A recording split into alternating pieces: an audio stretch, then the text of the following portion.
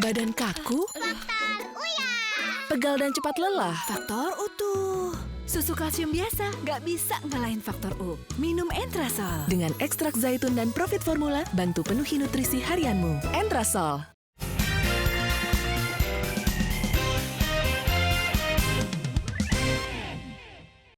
Dipersembahkan oleh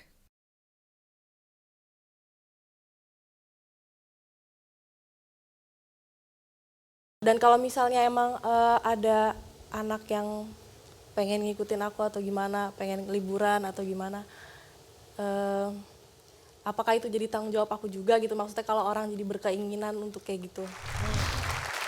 Anda masih menyaksikan Q&A, saya langsung undang saja narasumber ketiga malam hari ini. Ini adalah Young Lex, rapper dan juga influencer dan YouTuber. Di sini silakan Young Lex masuk bergabung bersama kami. Halo, apa kabar? Young Lex, tunjukin tatonya dulu dong yang jadi pembahasan orang-orang nih. Tatonya. Tato Pak Basuki. Pak, ini diambilnya kapan waktu itu? Tatonya? Di tatonya tahun lalu. Cakep ya. Mus juga punya nggak? Cuman tempelan gambar di dinding. Oke. Silakan Young Lex, terima kasih sudah bergabung bersama kami. Nyam. Kalau kita bicara soal Young Lex ini rapper. Aku suka rap, suka hip hop. Tapi zaman-zamannya 90s gitu. Tapi nggak ada yang bisa se-ekstrim kamu gitu kayaknya di Indonesia. Apa yang membuat Young Lex tuh berani untuk berekspresi seperti itu? Karena kan dasarnya gue sekolah di kampus perfilman di Indonesia, di KJ. Karena gue pengen mau nyampein suara-suara yang gak berani disampaikan sama orang-orang. Itu dasarnya. Jadi lirik gue kebanyakan keresahan dari apa yang terjadi di pergaulan, kenyataan di jalanan. Ya. Kayak gitu, karena gue berasal dari situ. Yang paling kayak menurut kamu tuh, apa yang menurut kamu tuh miris banget dan harus diungkapkan, harus diekspresikan? Sebenarnya banyak sih, cuman kenapa yang pas ketika gue naik terus kayak, loh kenapa kayak cuman gue doang yang bikin lagu, sebenarnya banyak dari dulu udah banyak kayak gitu. Oke, jadi kayak misalnya kayak tadi soal Anya yang terbuka soal dirinya dia sendiri, menurut kamu oke atau enggak tuh? Oke aja sih menurut gue. Gitu, silakan kita buka lagi ke floor, silakan Melisa. Gini, setiap orang melakukan sesuatu itu pasti memiliki sebuah tujuan untuk memenuhi kebutuhan, ya. Tiap orang punya kebutuhan yang beda-beda. Kebutuhan akan eksistensi diri, kebutuhan akan kasih sayang, kebutuhan diterima, kebutuhan apapun itu. Nah, yang saya pengen tahu kalau dari bertiga ini, kebutuhan apa sih yang terjawab dengan adanya konten-konten yang most of them bisa dibilang kontroversial, sensasional, seperti itu. Prinsip gue ini adalah gue sampai saat ini masih pengen melakukan hal-hal yang gue senengin dulu.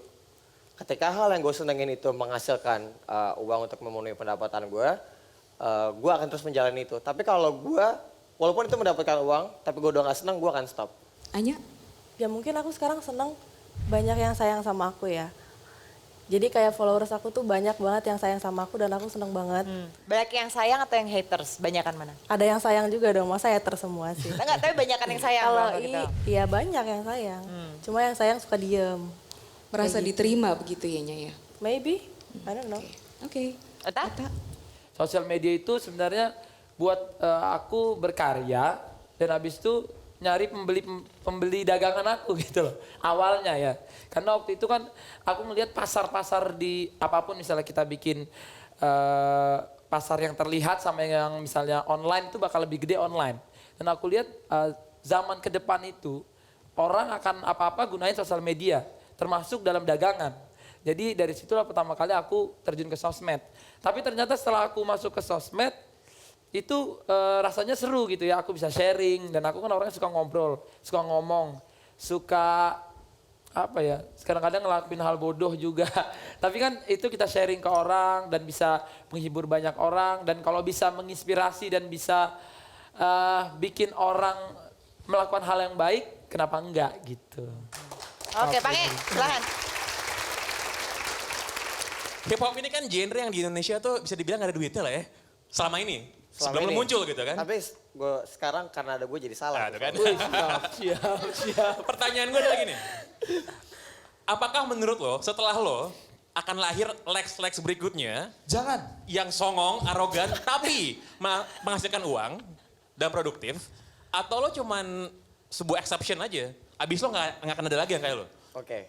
Yang pertama, waktu gue ngedesain si Young Lex ini di tahun 2011-2012, kayak gimana sih Young Lex ini desainnya nanti?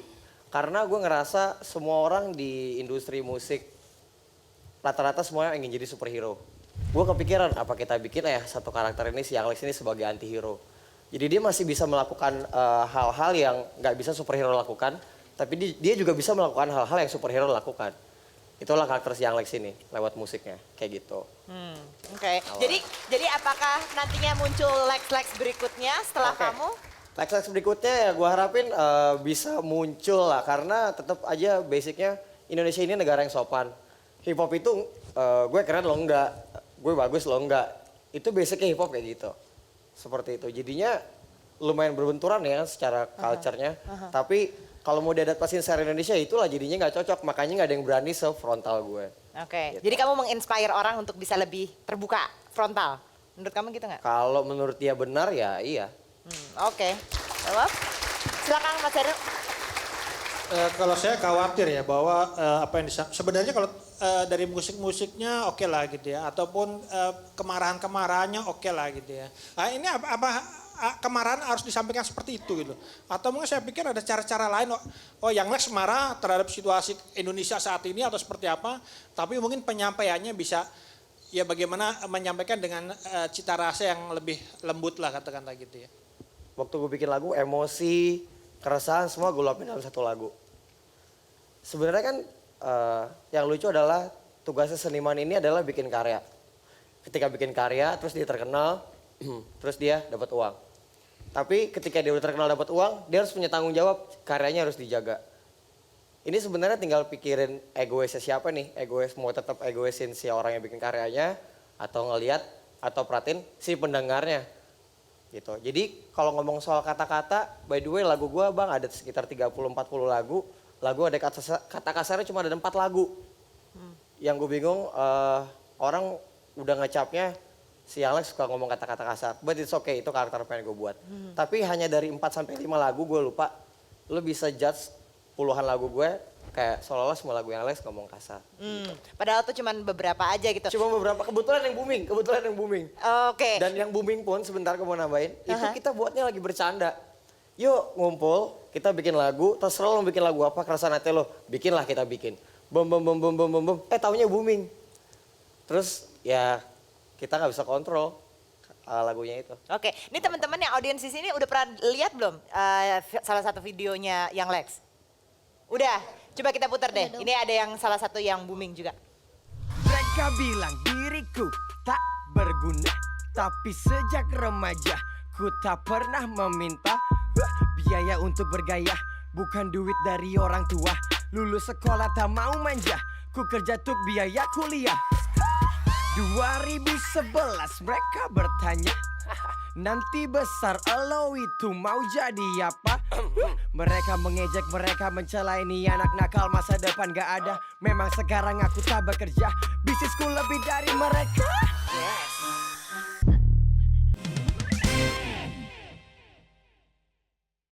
Dipersembahkan oleh